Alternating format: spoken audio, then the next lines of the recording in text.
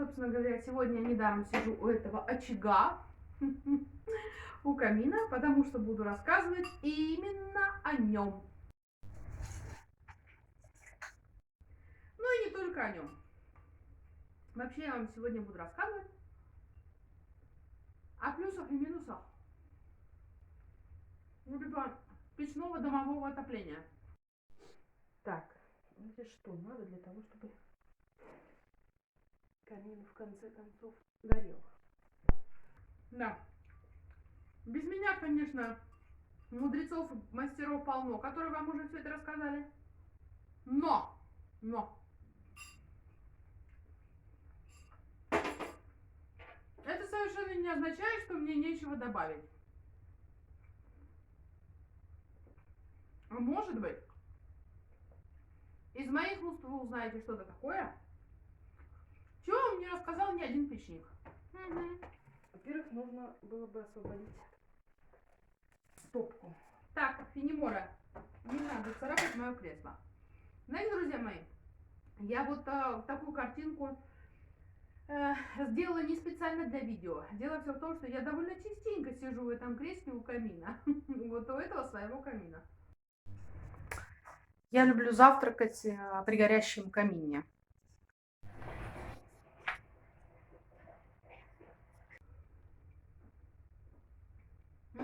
Греюсь. Ну и скажу вам больше, топлю его каждый день, ежедневно. Ежедневно. Почему? Да потому что весь мой дом, вот этот вот, в котором я живу, и в который вас бесконечно приглашаю к себе в гости, отапливается вот этой вот единственной топкой. Да. В доме 3 гостевые комнаты, кабинет,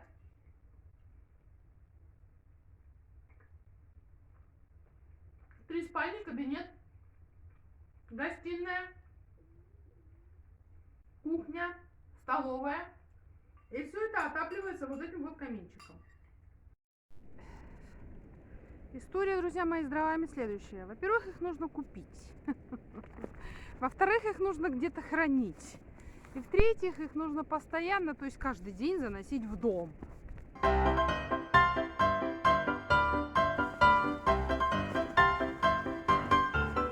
конечно, немного забадывает, но я привыкла. Кажется, как так. Совершенно какая-то невероятная история. Ведь всем известно, что камины это вообще такой какой-то локальный обогрев помещения. И все, кто так думает, разумеется, правы. Но в данном случае мы имеем дело не просто с камином, а так называемый печь-камин. Что это означает? Это означает, что вот эта вот вся красота моя каминная, придется вам показывать это больше, выполнена таким образом, что является не просто камином. Да, вот если смотреть на эту стену, да. Видите, это целая стена. Это целая стена, да, то есть это выложено с этой стороны. А со стороны гостиной это камин, вот такой вот, можно сказать, прямо в стене. А с другой стороны, со стороны кухни, это печь. Это самая настоящая печь, как вы можете видеть. Видите, да? И надо вам признаться, что я на этой печи, да, может быть, она у меня не очень убрана, но извиняться перед вами за это я не стану. Да. Все есть, говорится, как есть. Печи 3 года, и выложена она на вот этот вот глиняный раствор, и иногда дает какие-то вот эти вот трещинки. В общем, периодически мы ее тут подшаманиваем, приводим немножечко в порядок. Сейчас как раз не то время, когда она в порядке. Как раз этим нужно заниматься обычно летом, когда она не используется. Так вот, на этой печи я готовила некоторое количество раз, жарила, как-то помню, яичницу и бесчисленное количество раз подогревала чайник для чая. Да, все это было. Поэтому Печь у меня не просто, как вы понимаете, печь, а целая печь.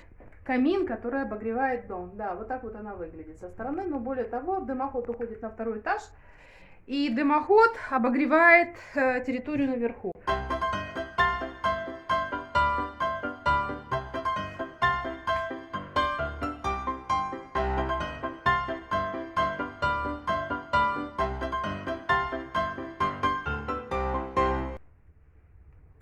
Продолжаем. Так вот, у меня не просто камин, а печь-камин, которая обогревает полностью дом. К такому варианту я пришла не сразу, но когда строила этот дом, с самого начала я уже знала, что обогреваться он будет именно печью. Да, не какими-то там батареями, повешенными на стены, не какими-то там газовыми, либо электрическими котлами. Обогреваться он будет этой печью. Поэтому я пригласила мастера. Ну, а мастером этим является мой друг. Угу. Не просто в ВКонтакте, а в жизни. Да, мой хороший друг Павел Павлович, который с энтузиазмом освоил печестроительство и построил мне вот такую вот здесь печечку-камин. В этом доме. Да.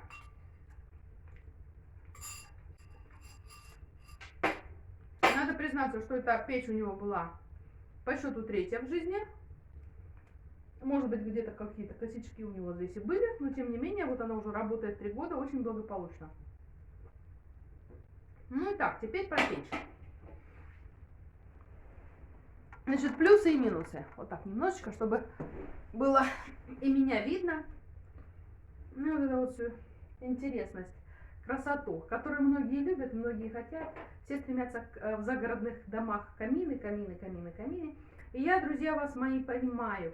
Я сама об этом мечтала, этого хотела, поэтому в своем доме на юге, свой первый дом, который я построила на юге, я тоже поставила камин.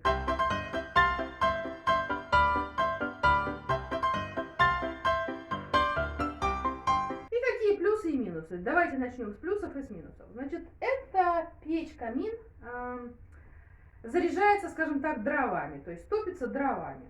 Теплоотдача шикарнейшая абсолютно, потому что как работает такая печь? Она сперва нагревается вот от этого пламени, от этих дров там горящих.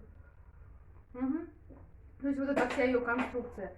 А затем в течение долгих часов она это тепло в дом отдает. Подкинуть дровишек никогда нет. На самом деле в топке огонь должен держаться порядка 2, ну может быть 3 часов, для того, чтобы эта печь прогрелась, а потом несколько часов, до 8 практически часов она это тепло будет отдавать. Угу.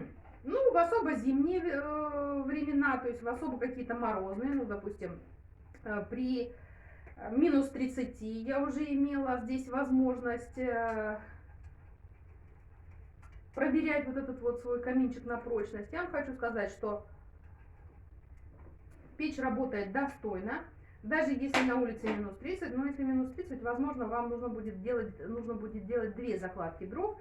То есть что такое закладка? Закладка — это закладывание полностью топки, вот объема топки вот этими дровами и прогорание вот этой вот полностью массы этой дров. То есть вот это вот одна закладка. То есть если на улице приблизительно минус 1, минус 2, минус 3, вам будет достаточно на вот этот вот объем до 150 квадратов в доме, скажем так, одной закладки. Если на улице минус 5, минус 6, минус 10, минус 15, возможно, вам потребуется 2 закладки объема вот этого. Если на улице минус 30, то здесь, друзья мои, ну вот лично по моему опыту необходимо 3 закладки делать, то есть протупится утром 2 закладки и, допустим, еще 1 закладку вечером вы закладываете, протапливаете. И таким образом тепло сохраняется даже при минус 30, достаточное количество времени в этом доме. Но нужно иметь в виду сразу следующие моменты. Дело все в том, что, как мы понимаем, дом дом, то есть вот если вы посмотрели, сказали, о, как здорово, Вита топит дровами целый дом, 150 квадратов, классно, здорово, и все отапливается, действительно все отапливается. Но нужно понимать тот момент, что дом, как правило, он не узкий и длинный и высокий, а, как правило, широкий. Комнаты находятся в разных сторонах. А прогревается, а прогреву подлежит только та площадь, которая соприкасается непосредственно вот с этими дымоходами, допустим, на втором этаже, с печью непосредственно внизу. Поэтому комнаты, которые находятся в стороне, при закрытых дверях они не прогреваются. Знаете, раньше, когда вот эти русские печи стояли в домах, не было никаких дверей между комнатами. Да и, как правило-то особо комнаты не отделялись, поэтому просто грелось какое-то пространство. Сейчас мы живем в другом мире, в другое время. Нам всем нужно вот это личное индивидуальное пространство, мы отгораживаемся этими дверьми. Поэтому 2 комнаты в этом доме у меня этим камином не отапливаются. То есть, если двери закрыты, то в этих комнатах очень холодно. Там нужно ставить дополнительные обогреватели. Ну и как сейчас, на данный момент, я так и поступаю. То есть в этих комнатах у меня стоят дополнительные обогреватели, и если есть необходимость, если в них кто-то присутствует, живет, нужно находиться там с закрытой дверью, то мы там пользуемся просто обогревателями. В общем и целом в доме в любом случае достаточно тепло, и поэтому там не очень много энергии уходит на обогрев тех комнат. Ну а если случается так, что нет необходимости закрывать эти двери, дверь, допустим, у меня в кабинет открыта, то там дополнительного обогревания не нужно, то есть это тепло распределяется по всему дому. Угу. Вот такая вот история. В особо морозные зимы, значит, по кубатуре может уйти на прогрев всего дома, но я вам скажу сразу и честно, так, чтобы вот вообще не экономить, вообще не думать, до 15 кубов дров. Это на самом деле не очень мало, ну и не сказать, что прямо очень сильно много, с учетом того, что я никогда не экономлю на дровах. Я топлю столько, сколько мне вздумается. Вот хочется мне просто на огонек посмотреть, я зажигаю камин и совершенно никогда не думаю о том, сколько это мне стоит и так далее. Но я прекрасно понимаю, что некоторые люди этим озабочены, поэтому, конечно, в режиме экономии, то есть, скажем так, от 8 кубов может уходить до 15, то есть в 2 раза может меняться. Это еще зависит от того, как сохраняется тепло в вашем доме. У меня дом каркасный и очень теплый, но тем не менее не лишен всяких разных выветриваний, особенно с появлением моей вот этой вот столовой новой, откуда просто тепло просто мгновенно все уходит, потому что она у меня недостаточно сейчас в эту зиму утеплена. Ну что, этот вопрос мы решим. Вот так выглядит моя печь со стороны кухни. То есть это стена и печь одновременно. Ну вот на вот этой вот панели можно готовить. Я здесь готовила, чайники грела неоднократно. Это воздухоходы. Снизу воздух поступает вверх, выходит. Значит, какие плюсы, какие минусы? Понятное дело, что прекрасно смотреть на огонь. Это здорово. Все, кто попадает ко мне в дом, все к этому камину стремятся. Всем хочется. Более того, независимо от того, есть гости или нет гостей, я в любом случае люблю это сама. Просто сидеть у камина, просто греться, просто смотреть на огонь. Просто это прекрасный, значит, интерьер, просто здесь здорово записывать видео и так далее, и так далее, и так далее. Какие минусы? Понятное дело, что дрова нужно занести, потом золу нужно вынести. Возле камина собирается какая-то грязь, что бы вы с этим ни делали, грязь все равно собирается.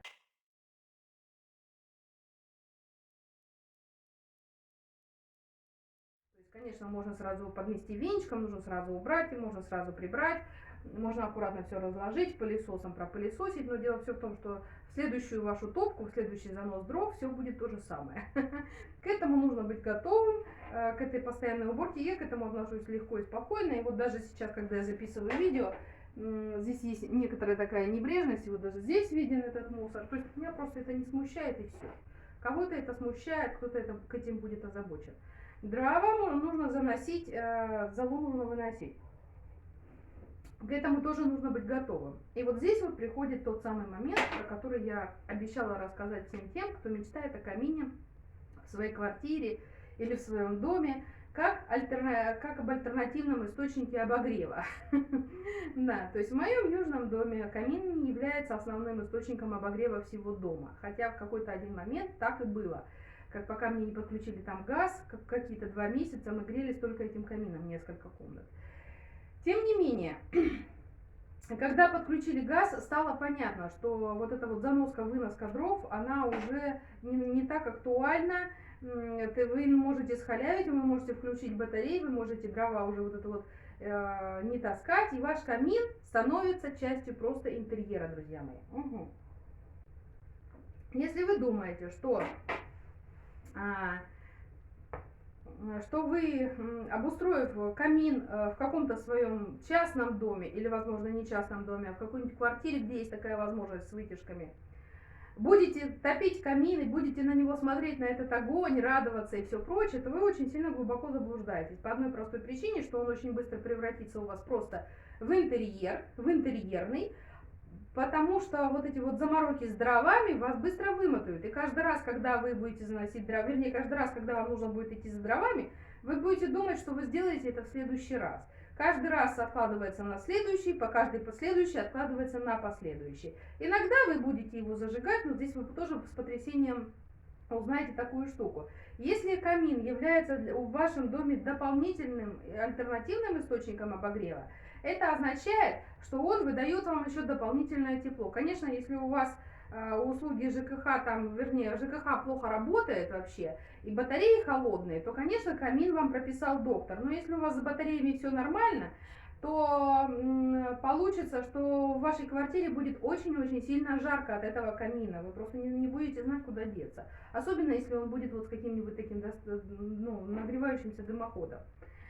Потому что у вас и так достаточно тепло в квартире, плюс еще камин, который дает мгновенно этот жар, да, прогревает вашу небольшую площадь. Плюс еще дрова, которые нужно носить, выносить, залу, убирать, подметать. В конечном итоге вы просто будете на него любоваться, когда, да, распалить, если что, можно. Угу. Но делать вы это все будете реже. Угу. Об этой штуке я знала заранее. Да, об этой штуке я знала заранее, потому что у меня уже камин в моем доме южном стоял, я знала, что это такое.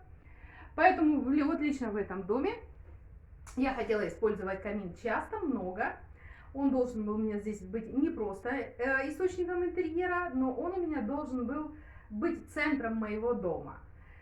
Это вот такая, знаете, задумка была с самого начала. Я знала, что у этого камина всегда все будут собираться, все вновь прибывшие, приходящие новые гости всегда будут этим интересоваться, они будут сюда спускаться, они будут все хотеть возле него посидеть.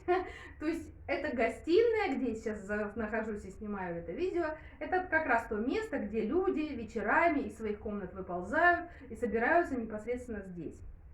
Если бы в моем доме была еще какой-нибудь источник обогрева, если бы в комнатах было тепло от батарей, то этот камин бы зажигался по великим праздникам и, скорее всего, просто не зажигался по причинам, которые я вам описала выше.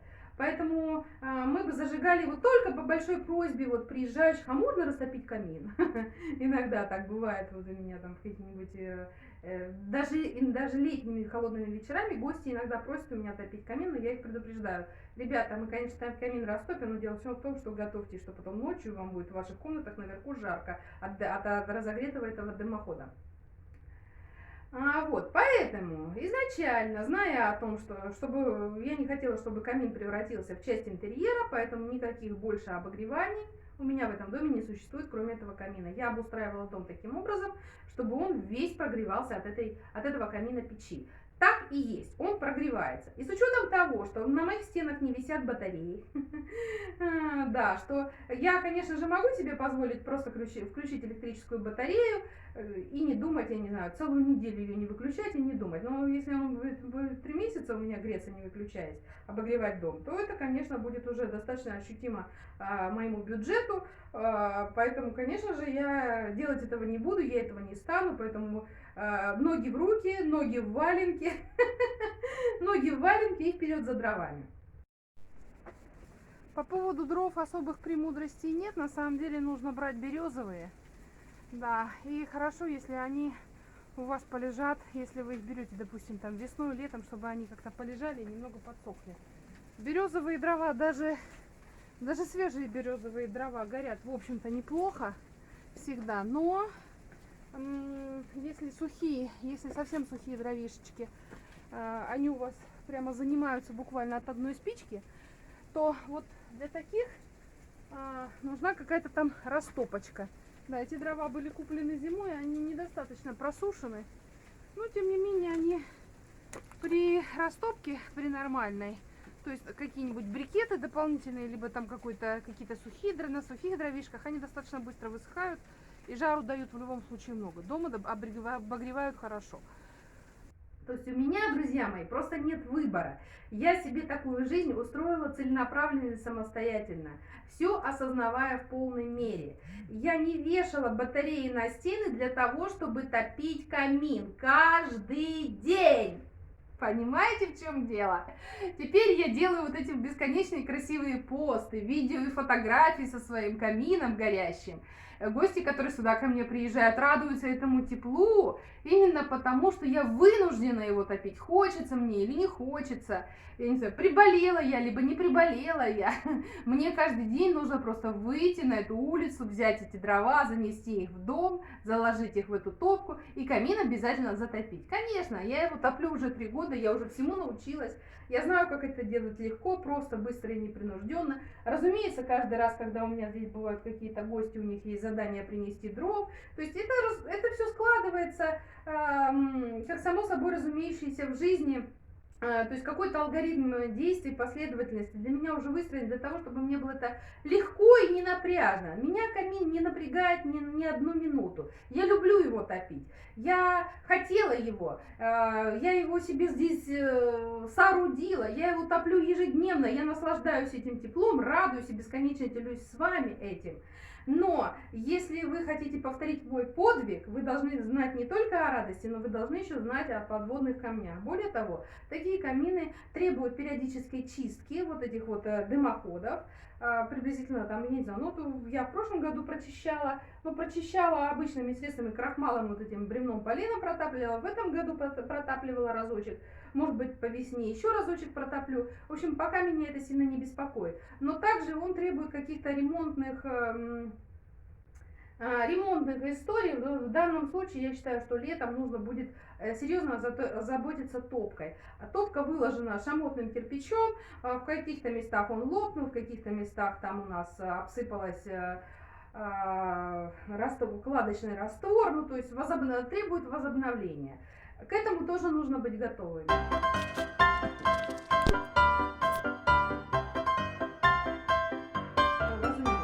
Теперь, что касается обустройства каминов в квартирах, да, я уже сказала, что этот дополнительный источник обогрева вам станет в копеечку, потому что это стоить это будет очень дорого. Даже если у вас там какие-то дымоходы предусмотрены, когда вы обратитесь в соответствующие органы для разрешения, а это не обязательно нужно брать разрешение, то есть пожарники еще проверят, достаточно ли вытяжки, то есть там долгая песня. Стоить это будет очень дорого, потом вы найдете мастера, который вам это все соорудит.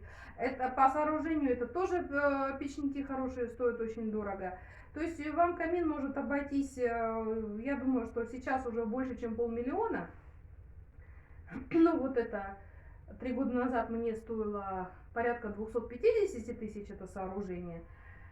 Я не брала никаких разрешений, мы просто его строили. То есть до 500 000 он вам со всякими разрешениями сейчас обойдется и в конечном итоге превратится просто в интерьерную вещь, потому что топить вы его в доме, в квартире не будете. Вам будет слишком жарко и слишком запарно будет вот это все выносить, заносить и так далее. Есть неплохое решение для квартир, но опять же это тоже все превратится в интерьерную историю. То есть на данный момент продаются эти железные каминчики, по большому счету это печи-буржуйки. Их гораздо проще, конечно, поставить в квартире, но в любом случае тоже нужно разрешение, тоже нужны определенные вытяжки, затяжки и так далее. может быть, обойдется меньше, чем 500 000, но в итоге это тоже будут деньги, потраченные на ветер. Яичницу вряд ли вы будете на нем жарить, только в случае, если у вас выключат отопление, отключат газ. Тогда да, тогда вы про него вспомните, вспомните как о чем-то важном, теплом и родном. Во всех других случаях, для того, чтобы ваш камин работал, нужно, чтобы в вашем доме больше не было источников тепла. Ну, что еще интересного я могла бы рассказать вам про свой камин. Вот этот гранит, который внизу печи устроен, дело все в том, что это не облицовка, а это большие огромные булыжники, которые выложены в виде кладки, и потом уже к ним уже, на них уже положен кирпич. Эти булыжники, вот этот гранит, мы с Павлом Павловичем собирали на Финском заливе, на берегу Финского залива, да, в районе там Ленинского проспекта. Сами туда ездили, выбирали вот эти вот огромные камни, привозили, Павел Павлович выбирал, привозили их сюда, потом он их закладывал. То есть это не просто облицовка, а это вот огромные-огромные булыжники, которые стоят в кладке. Вот, даже вот так можно посмотреть.